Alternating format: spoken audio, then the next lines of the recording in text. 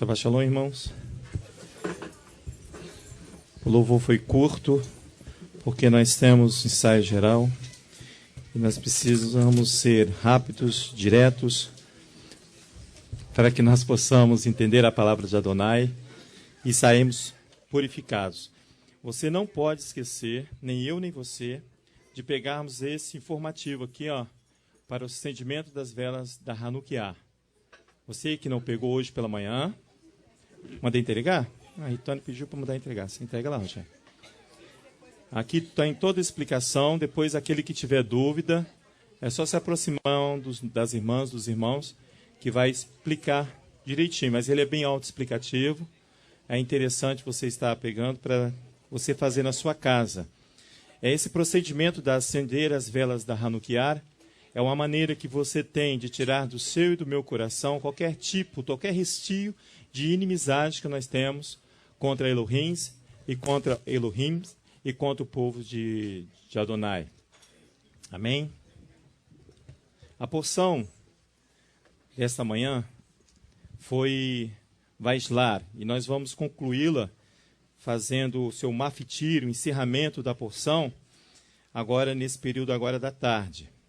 Vaislar é a 8ª porção da Torá. Ela se localiza lá em Gênesis, no capítulo 32. Como o tempo anda, né? Nós já estamos no capítulo 32 de Gênesis. Assim é o reino do Espírito. Ele é constante. A porção aqui inicia no capítulo 32 e ela conclui-se lá no capítulo 36. No início da porção, você vê ali, você viu hoje pela manhã, e você pode ler conosco agora também, que ela inicia com Jacó enviando mensageiros adiante do seu irmão Esaú, na terra de Seir, no campo de Edom. Aqui também, e vai ser concluído em Gênesis, no capítulo 36. Você pode ir lá no capítulo 36. A porção, ela encerra falando sobre os descendentes de Esaú. Se você observar ali no versículo 19 do capítulo 36, ele fala assim, foram estes filhos de Esaú, isto é, Edom, e foram estes os seus chefes. Aí ele vai enumerar os chefes. São estes os filhos de Seir, Oreu, moradores da terra de Lotã, Sobal, Gibeã e Aná. A porção, ela conclui-se no versículo 43. Olha lá que interessante, versículo 43. Aí vai concluir. E eu quero que você guarde no seu coração esse versículo 43, para nós concluirmos com ele. Diz assim, versículo 43, Magdiel e Irã foram estes os chefes de Edom. 43, 36, 43.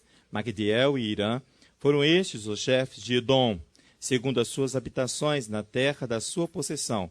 Este é Esaú, pai dos idumeus. Amém?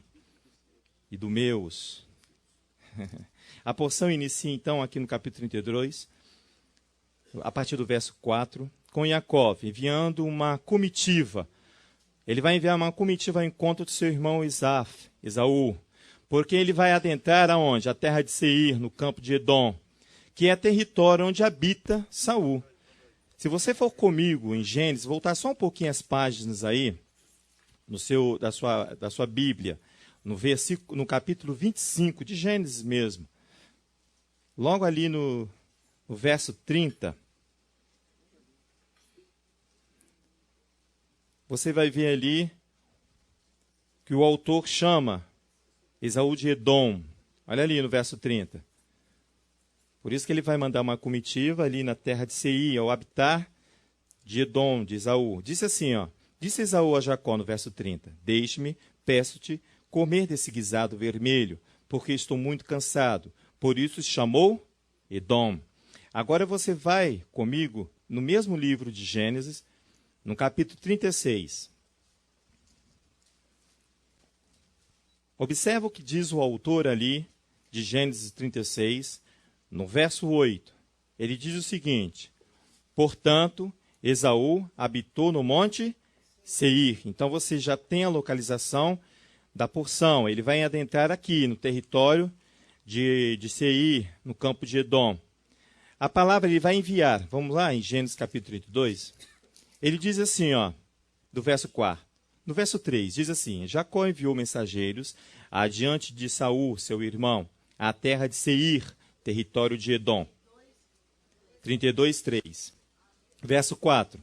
Ordenou-lhes, dizendo: Assim direis a meu senhor, Esaú, assim diz Jacó, teu servo, como peregrino morei com Labão e estive lá até agora. Tenho bois e jumentos, ovelhas e bodes, servos e servas. Envio esta mensagem, meu senhor, para achar graça aos teus olhos. A palavra aqui, enviar, vem do termo hebraico shalar, que significa o quê? Enviar, mandar embora, deixar ir. A ordem aqui é para os mensageiros de Jacó.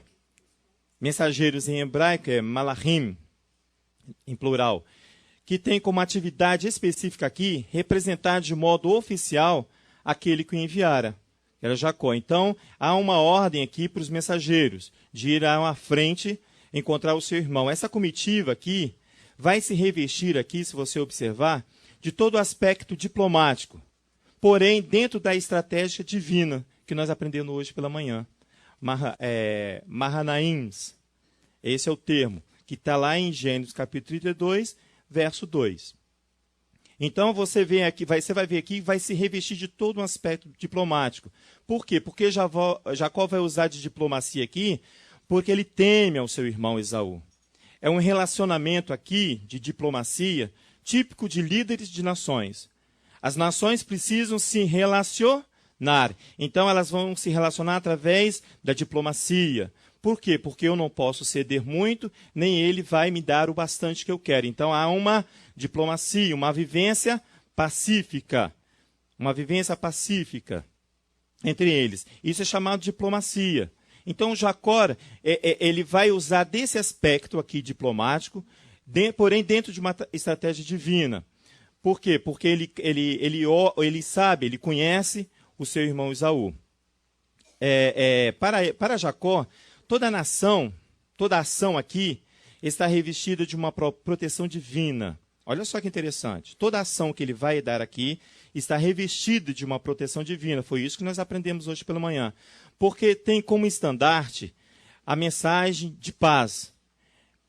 Por isso que ela vai ser revestida de toda a proteção divina. Se você for ali aí em Gênesis, no capítulo 32, você vai ver isso. Essa diplomacia, ela é toda revestida a ação aqui é toda revestida de diplomacia, mas dentro de um contexto divino. Ele diz assim, ó, verso 5. Nós já lemos. O verso 6. Mensageiros voltaram a Jacó, dizendo: Fomos a teu irmão Esaú, e também ele vem a encontrar-te, e 400 homens com ele. Então Jacó temeu muito, e se angustiou e repartiu em 2 bandos, o povo com quem ele estava, e as ovelhas, os bois e os camelos. Porque dizia: se Esaú vier a um bando e o ferir, o outro bando escapará. Verso 9. Disse mais Jacó: ó Elohim meus, agora ele vai fazer a sua oração, ele vai revestir toda essa situação, toda essa ação diplomática aqui de santidade. Ele vai se colocar diante de Adonai para que Elohim possa dar toda a sustentação que ele precisa. Verso 9 ele diz assim, ó Elohim meu, pai de Abraão, Elohim de meu pai Isaque, ó Eterno, que me disseste: volta para a tua terra e para a tua parentela, e eu te farei bem. Sou indigno de todas as beneficências e de toda a fidelidade que tens usado para com teu servo. Com meu cajado passei este Jordão, e agora me tornei em 2 bandos. Livra-me, peço-te, das mãos do meu irmão, das mãos de Esaú, pois eu o temo, para que não venha ele matar-me e a mãe com os filhos.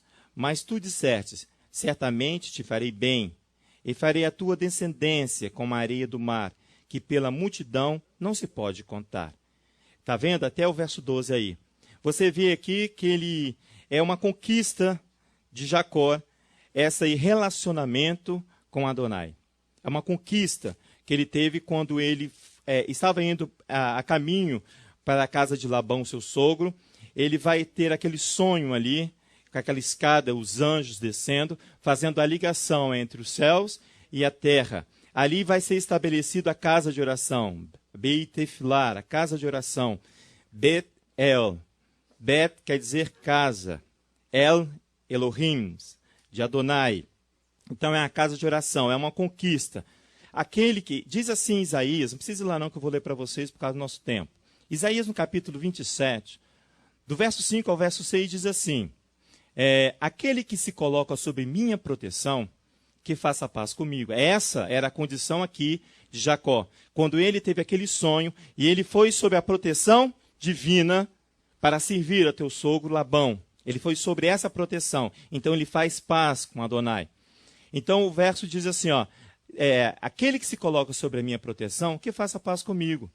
Verso 6 diz assim, dias virão em que Jacó lançará raízes, ele fala no verso 6, e florescerá e brotará Israel. Está vendo? E se encherão de fruto a face do mundo. Isaías capítulo 27, do verso 5, do verso 6. Sobre essa proteção é que ele está. É sobre essa proteção que ele se curva diante de Adonai e faz tornar a memória de Adonai toda a promessa ao qual foi estabelecida ali para ele. E desde Abraão e de Isaac agora para ele. Em Romanos, no capítulo 18, capítulo 12, vão lá comigo para vocês não ficarem. É bom ouvir o som das páginas.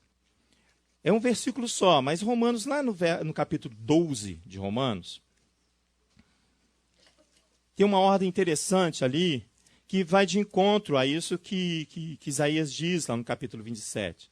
Que ele diz assim no verso 18, se for possível, irmãos, isso é para mim e para você, irmãos, se for possível, quando depender de vós, tende paz com todos os homens. Se depender de mim e de você, nós temos que fazer a paz. Mas, se você observar aqui, há um acordo, há um aspecto diplomático. Porque não é essa paz que Adonai está falando para mim e para você. Não dependia dele. Essa diplomacia aqui não é a paz que Elohim está falando. Essa paz aqui é um cessar-fogo. É igualzinho, está lá em Israel nesse momento. Não há paz, há um cessar-fogo. É isso aqui, essa diplomacia. Por quê? Porque ele conhece o seu irmão Esaú.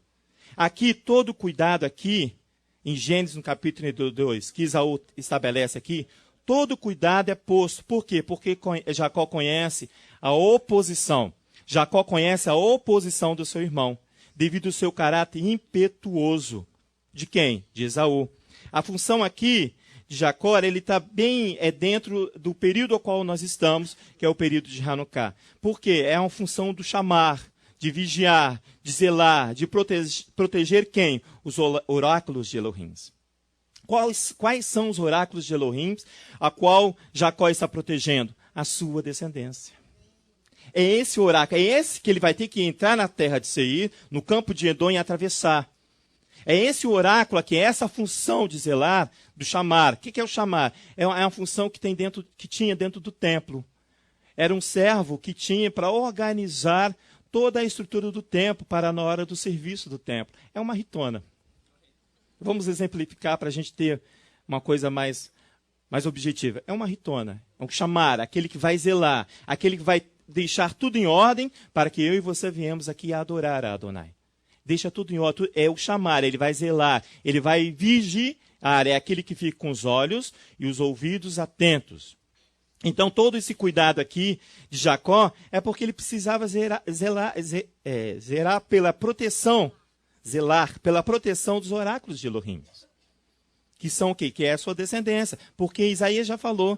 Ele falou assim que de Jacó lançará raízes e florescerá e brotará Israel. Essa é a promessa para ele. Amém, essa é a promessa. Por que todo esse cuidado? Porque ele conhecia o seu irmão impetuoso, Esaú. Esaú significa ruivo.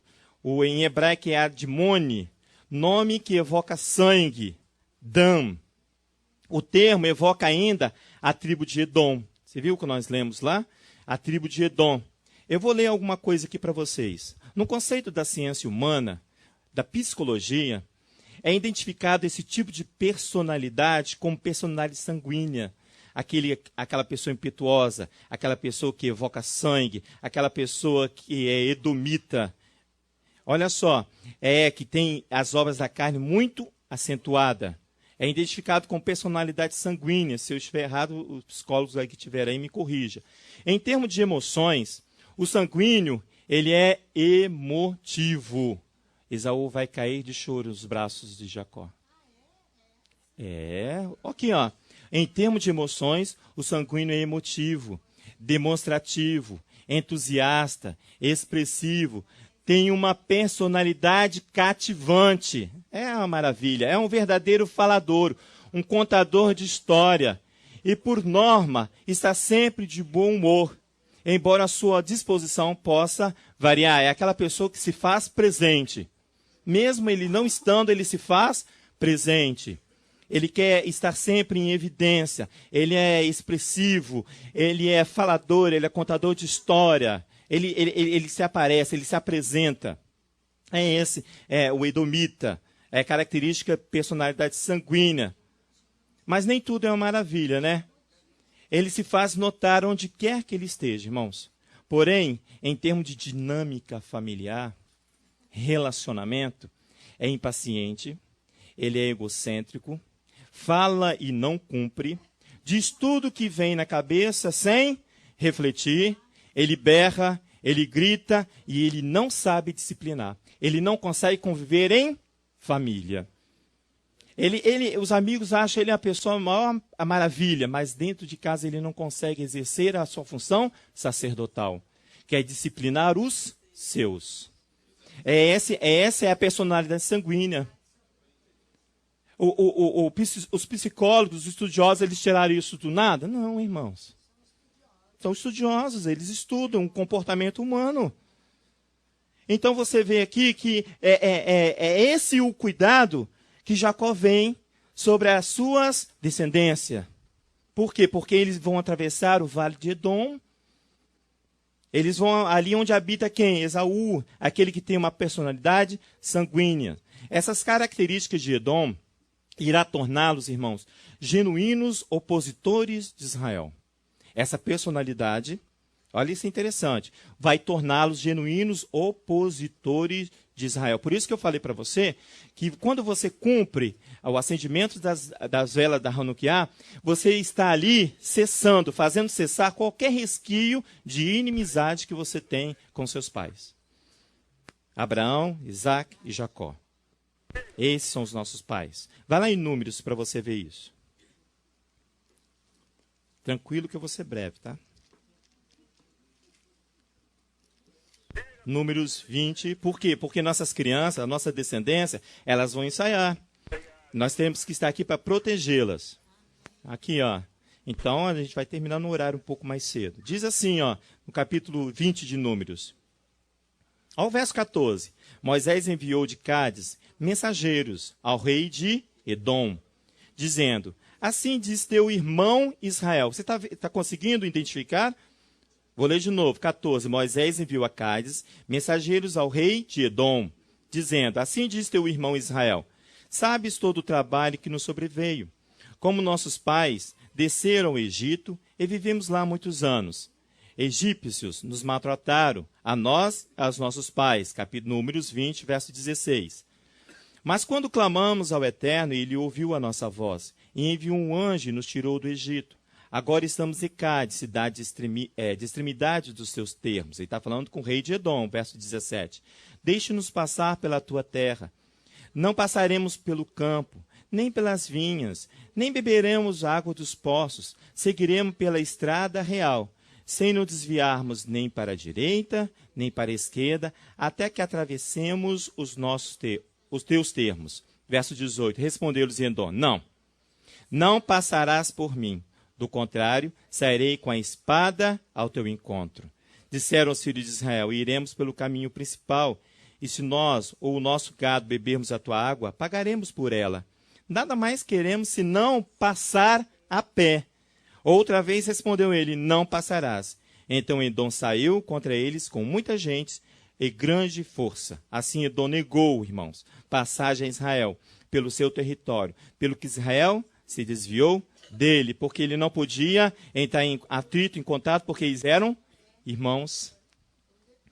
Israel vai e cumpre ali aquilo que foi estabelecido para ele. Mas Edom não. Edom, ele se consagra como genuíno opositor de Israel.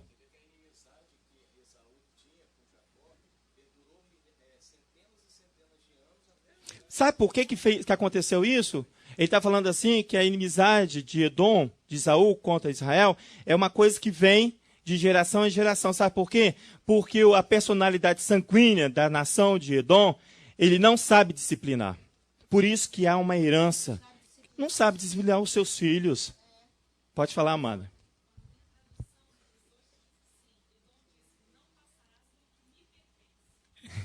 Não passarás porque me pertence. Agora você vai ver, vai lá comigo no Salmo 137. Aqui o salmista vai denunciar. Por quê? Porque Edom vai se estabelecer como oposição a Israel. Tudo que ocorrer com Israel de ruim é bom para ele, porque ele é opositor. O salmista aqui, no Salmo 137, vai denunciar o regozijo de Edom quando Israel, 137, quando Israel foi levado cativo por Nabucodonosor.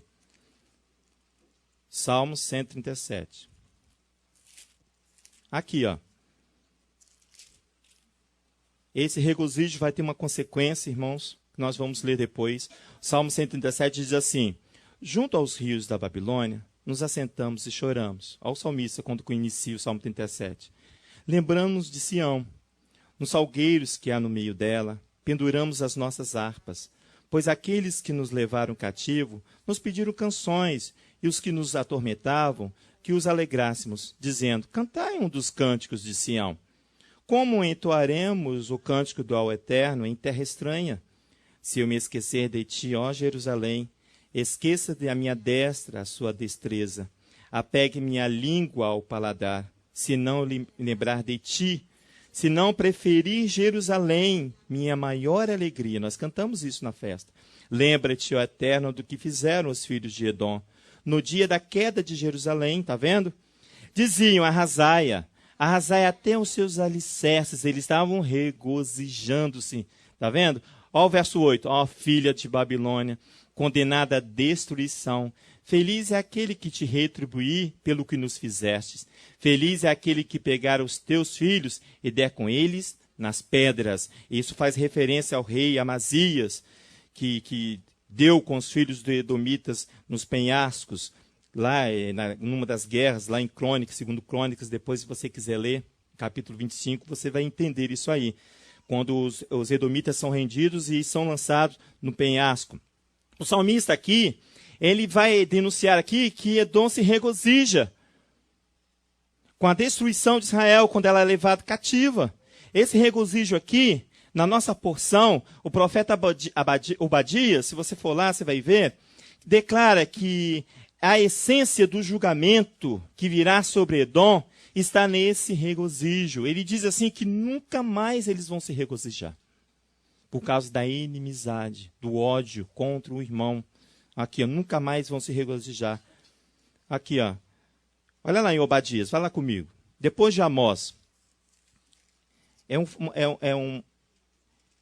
uma folhinha só da minha Bíblia. Deve ser da sua também. Então, porque às vezes você vai folhear, passa. Mas é depois de Amós, antes de Jonas.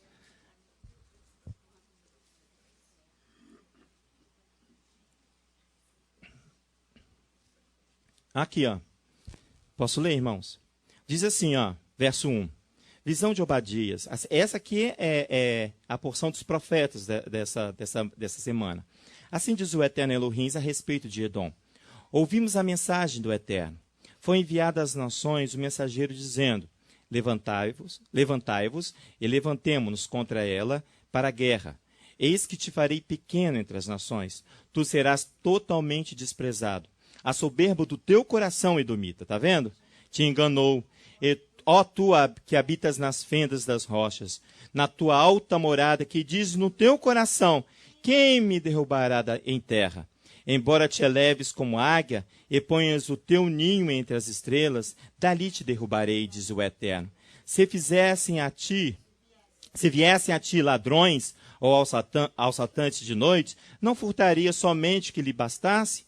Se a ti viesses os vindimadores, não deixaria alguns cachos? Como foram rebuscados os bens de Esaú, como foram esquadrinhados seus tesouros escondidos. Todos os teus aliados te levaram para fora dos teus limites. Os que gozam da tua paz te enganaram. Prevaleceram contra ti. Por quê? Porque não havia paz, havia um cessar de fogo. Não havia paz. Olha aqui, ó. Os que comem o teu pão debaixo de ti porão uma armadilha. Não há em Edom entendimento. Naquele dia, diz o Eterno, não farei perecer os sábios de Edom. E o entendimento da montanha de Esaú? Os teus valentes, ó Temã, estarão atemorizados, para que da montanha de Esaú seja cada um exterminado pela matança, por causa da violência feita ao teu irmão Jacó. Está vendo? O ódio entre os irmãos, o ódio de Esaú contra o seu irmão. Cobrir-te-á a confusão e serás exterminado para sempre. No dia em que estava presente, no dia em que estranhos lhe levaram os bens, e os estrangeiros lhe entraram pelas portas, e lançaram sorte sobre Jerusalém, tu mesmo era um com deles. Mas tu não devias olhar com prazer para o dia do teu irmão. Não deveria, no dia do teu desterro. Nem alegrar-te sobre os filhos de Judá. Está vendo o regozijo? No dia da sua ruína. Nem falar arrogantemente no dia da angústia. Não devias entrar pela porta do meu povo no dia da sua calamidade, nem olhar com prazer para o seu mal no dia da sua calamidade, nem estender as tuas mãos contra o seu exército no dia da sua calamidade. Não devias parar nas encruzilhadas para exterminares o que escapassem, nem entregares o que lhes restasse no dia da angústia. O dia do Eterno está perto, Edom, sobre todas as nações. Como tu fizestes, assim se fará contigo. A tua maldade cairá sobre a tua cabeça. Como vós bebestes o meu santo monte, assim beberão de contínuo todas as nações, beberão e sorverão, e serão como se nunca tivessem sido. Mas o monte Sião haverá livramento. Olha a promessa de livramento para o monte Sião. Não para o monte Seir, mas para o monte Sião haverá livramento. Ele será santo. E os da casa de Jacó. Quem são os da casa de Jacó? A descendência, irmão, que Jacó está protegendo aqui nessa porção. É a descendência. Possuirão as suas heranças. A casa de Jacó, irmão, será fogo. A casa de José, chama. Mas a casa de Esaú, palha. E aqueles que se acenderão contra eles, os consumirão. Não haverá sobrevivente da casa de Esaú, diz o Eterno. Não haverá. Não haverá sobrevivente à casa de Esaú. Não haverá sobrevivente àquele que continua a estimular a inimizade contra Israel. O Eterno disse, o verso 19, os de Negueb possuirão o monte de Esaú. Os da planície, os filisteus. Possuirão também os campos de Efraim e Samaria. E Benjamim possuirá Gileade. Os cativos do exército dos filhos de Israel, que estão em Canaã, possuirão até Serepta. Os cativos de Jerusalém, que estão em Sefarate, possuirão cidades do Negueb. Subirão salvadores ao monte Sião, para julgarem as montanhas de Esaú, e o reino será de Elohim, do Eterno. Que coisa maravilhosa. Aqui, ó, tá vendo? O batismo aqui vai declarar que o essêncio aqui desse julgamento é o regozijo. Quando Israel é levado cativo para a Babilônia. É regozijo.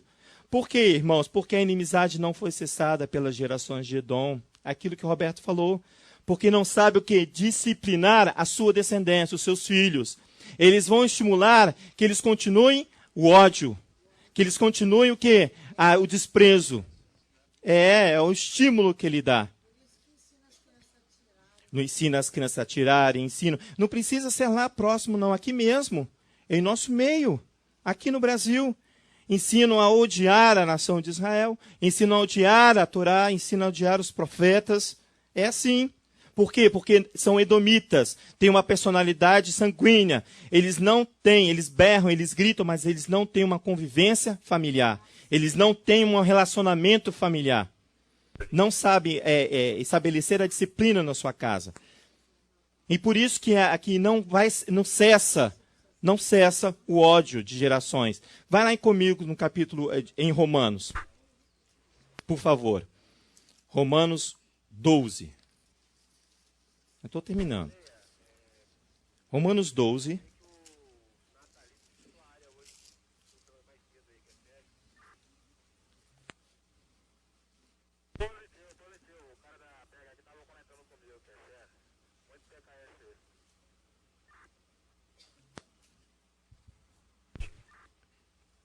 verso 14.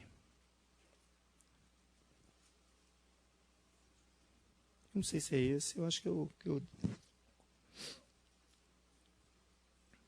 Romanos 12, 14. Espera aí, irmãos, um pouquinho. Eu notei aqui 12, 14, mas vamos lá. Se não for, a gente lê ele mesmo. Diz assim: abençoai aos que perseguem, abençoai e não amaldiçoeis. Alegrai-vos com os que se alegram, e chorai com os que choram. Sede unânimes entre vós. Não ambicioneis as coisas altivas, mas acomodai-as aos humildes. Não sejais sábios em vós mesmos.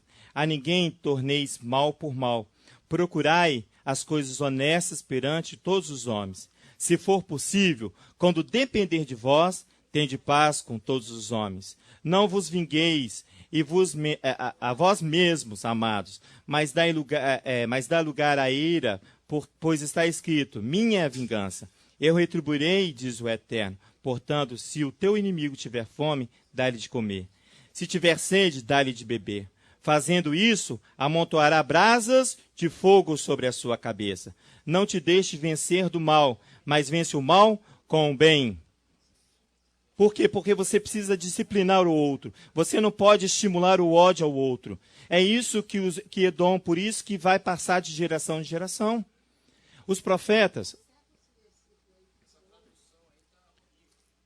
Na tradução... essa tradução, assim, amém. Da Bíblia... tem um versículo aqui ruim assim mesmo. Diz assim, ó, jamais procurem a vingança, isso. Meus amigos. Em vez disso, deixem isso para a ira de Elohim, porque está escrito amém. na Taná. E logo depois vem um verso que enfatiza a vingança de Elohim. Amém. Muito bem lembrado. A gente tem que tomar cuidado com essas versões. Os profetas são unânimes, irmãos, em afirmar que esta oposição declarada aqui de Edom acende consequências graves. Nós temos isso lá em Jeremias, no capítulo 49. Vamos lá para a gente ver? Acho que dá tempo.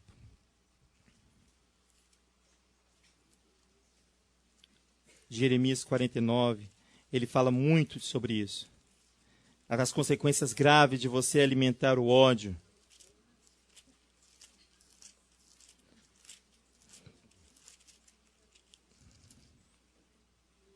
Olha aqui.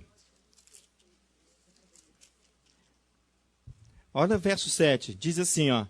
Acerca de Edom, Jeremias 49, verso 7. Acerca de Edom, assim diz o Eterno dos Exércitos: não há mais sabedoria em Temã, pereceu o conselho dos entendidos, desvaneceu-se a sua sabedoria. Fugi, voltai, habitai em profundezas, ó moradores de Dedã, porque trarei sobre ele a ruína de Esaú, no tempo em que eu o punir. Se vidimadores viessem a ti, não deixariam algumas uvas? Se ladrões de noite não roubar só o que lhe bastasse? Mas eu despia Esaú, descobrir os teus esconderijos, e não se poderá esconder.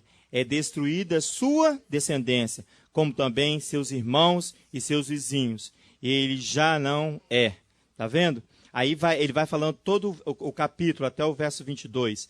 Mas vai lá em Ezequiel para você ver as consequências de uma ação edomita, inimiga de Israel. Ezequiel, no capítulo 35.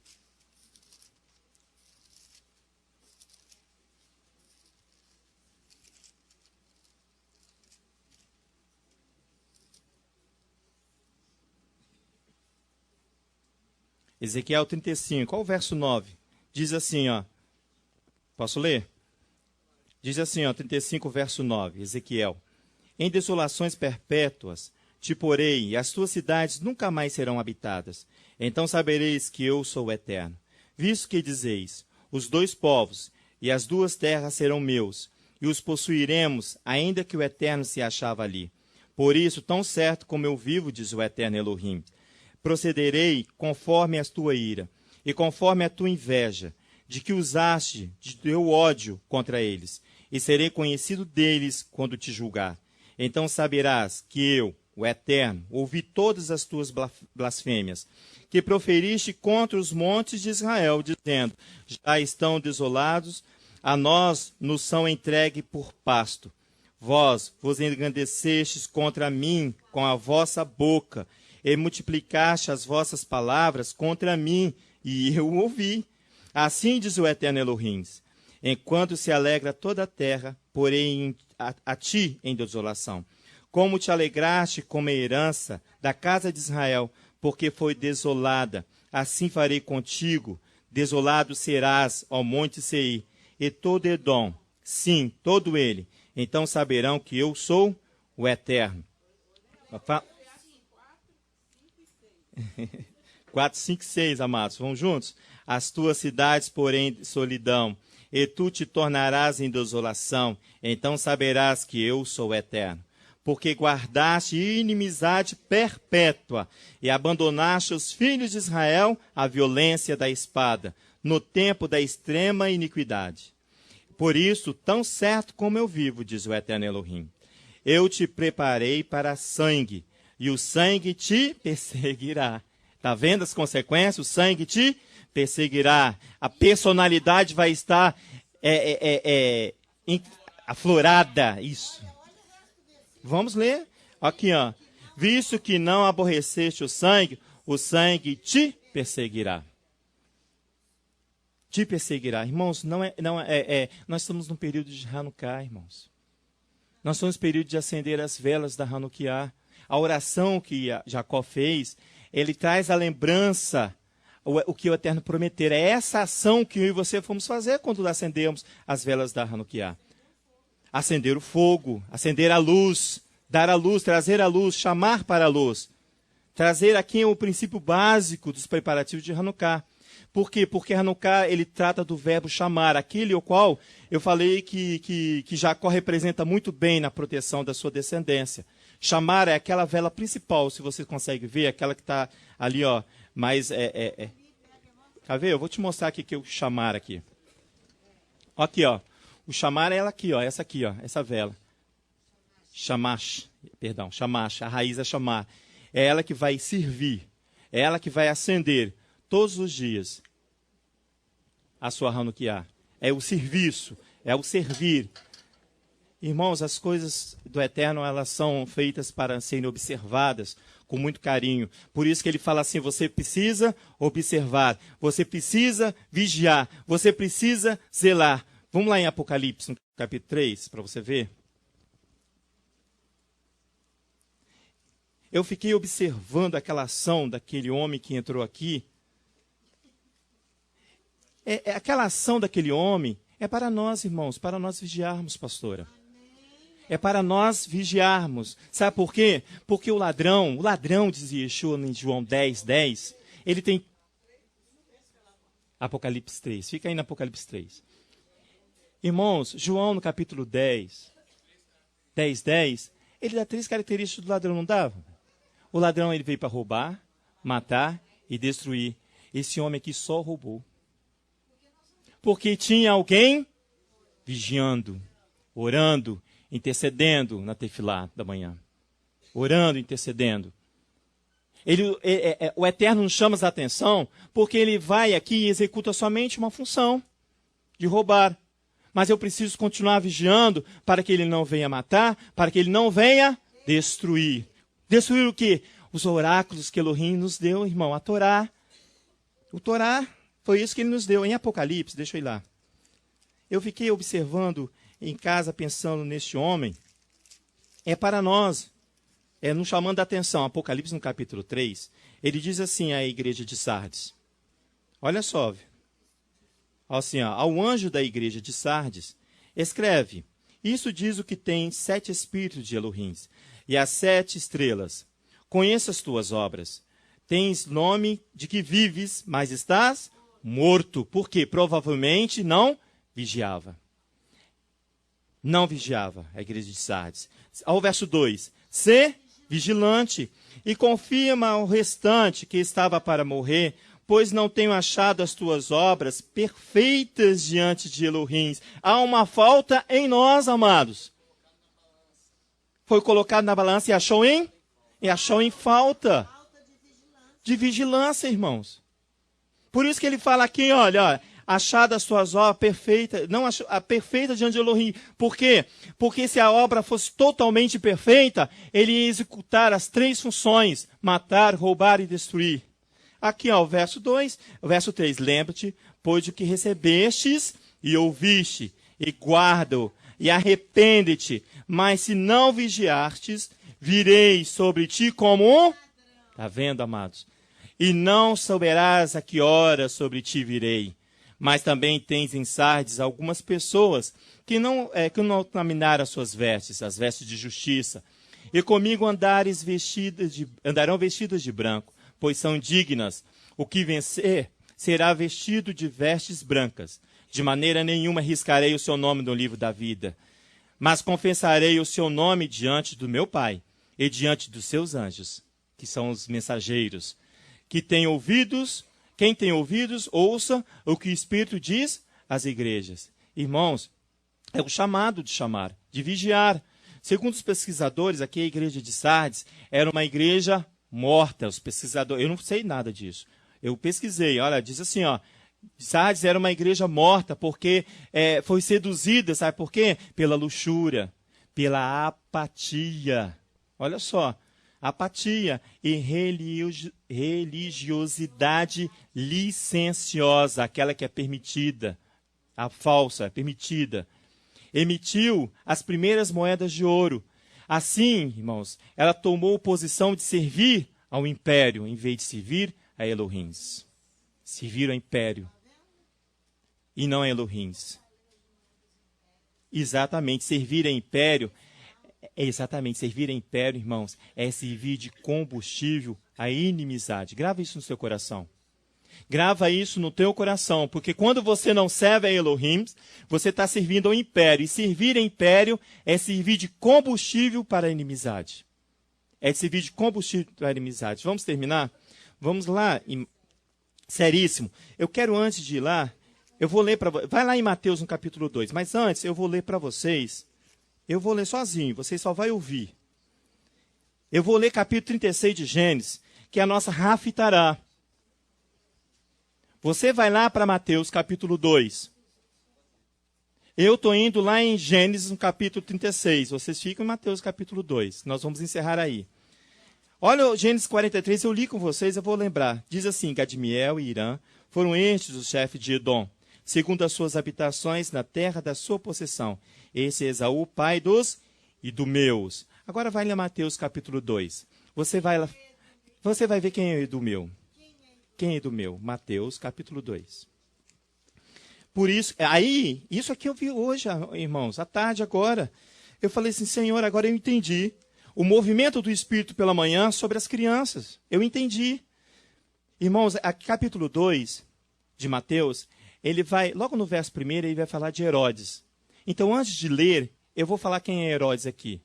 Herodes nasceu por volta do ano 73, amados. E morreu no ano 4, antes da era cristã. Seu nome significa nascido de um herói, nobre, divinizado. E pronuncia-se em hebraico e também em aramaico como Hordos. Filho de um Idumeu. Herodes é filho de Idumeu. Ele é descendente de... Traz em si um ódio, inimizade. Ele traz. Olha só. Filho de um Idumeu, Antípater, e de uma princesa árabe. Ele conquistou o poder no ano 7, graças ao apoio dos romanos. Ele fez aliança com quem? Com o império. Ele fez aliança com o império, a quem serviu, diz os pesquisadores, continuamente, de Júlio César a Augusto. O reinado deste grande construtor, por quê? Porque ele fez grandes obras em Jerusalém. Ele fez grandes obras. Das obras, ele fez... Vamos trazer para o nosso tempo, ele fez várias pracinhas, pendurou várias coisas, ele embelezou a cidade. Ele construiu. Ele é chamado aqui também de rei, ele se chamava de rei dos judeus, ou em latim, Rex Socius. Amigo e aliado do povo romano, foi marcado por inúmeros assassinatos, dentre os quais de uma das suas 6 mulheres, suas 6 esposas, Mariahame, e de 3 de seus filhos. Ele matou uma das suas esposas. Ele matou dos 7 filhos 3.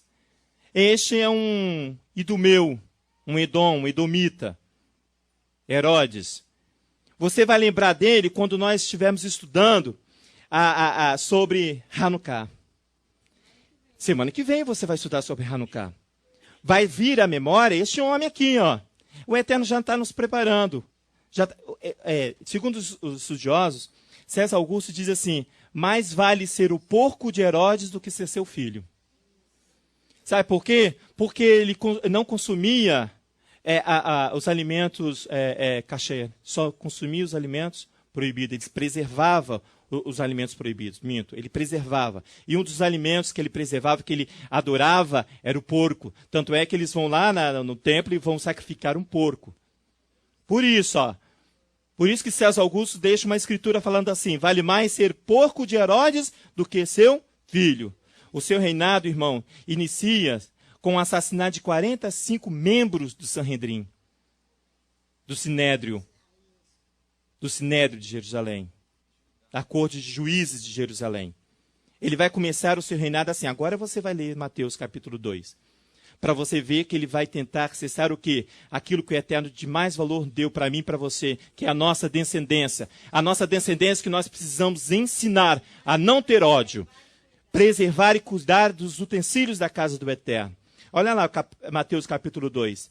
Tendo Yeshua nascido em Belém da Judéia, no tempo do rei Herodes, está vendo? Vieram os magos do Oriente a Jerusalém e perguntavam: onde está aquele que é nascido, rei dos judeus? Vimos que sua estrela no Oriente e viemos adorá-lo. Quando o rei Herodes ouviu isto, alarmou-se, e com ele toda Jerusalém. E convocando todos os principais sacerdotes e os escribas do povo, perguntou-lhes onde havia de nascer o Machia.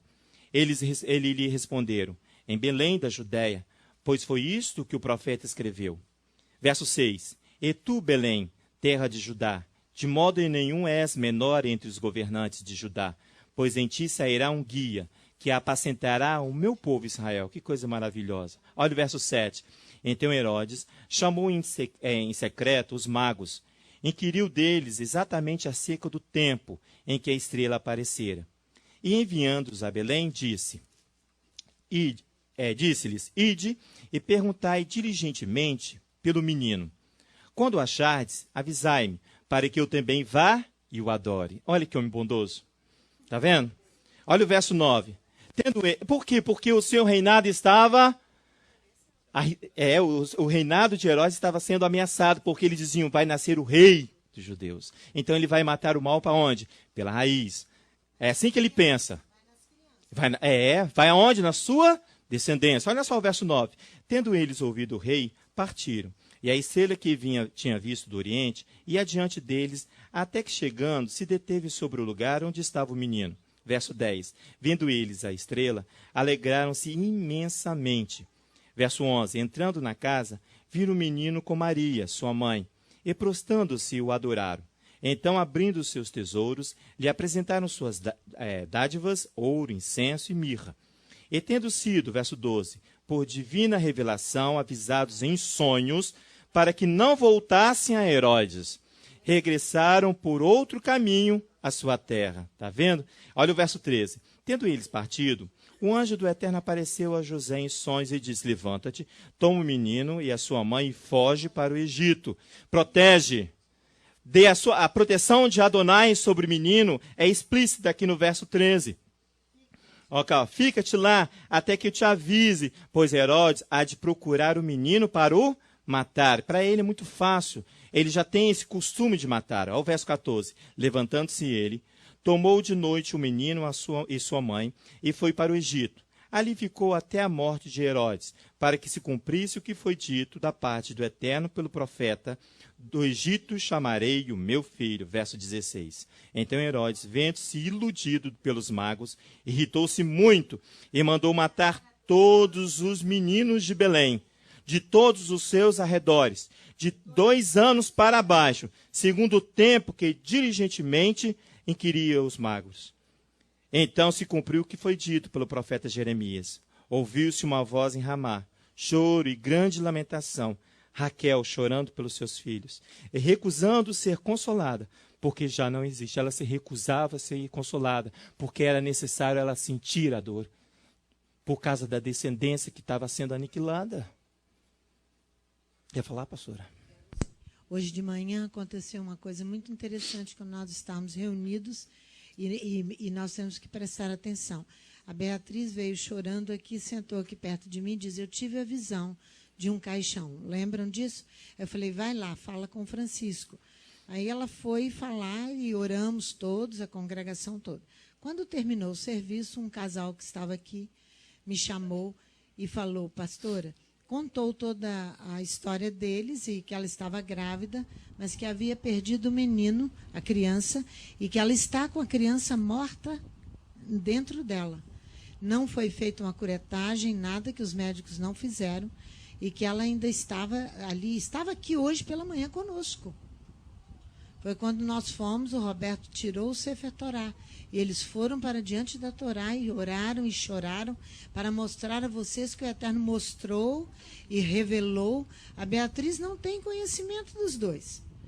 Entenderam? Para vocês verem como é que são as coisas e como Satanás está de olho nas crianças. Não é brincadeira o que você está falando, Léo. Não é. Não é brincadeira. Vigiai.